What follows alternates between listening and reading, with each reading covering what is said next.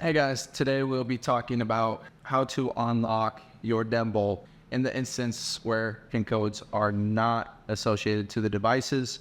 I will show you how to unlock this device. So first and foremost, you're going to open the Geokey app. You're going to click on the account or the community at which you live.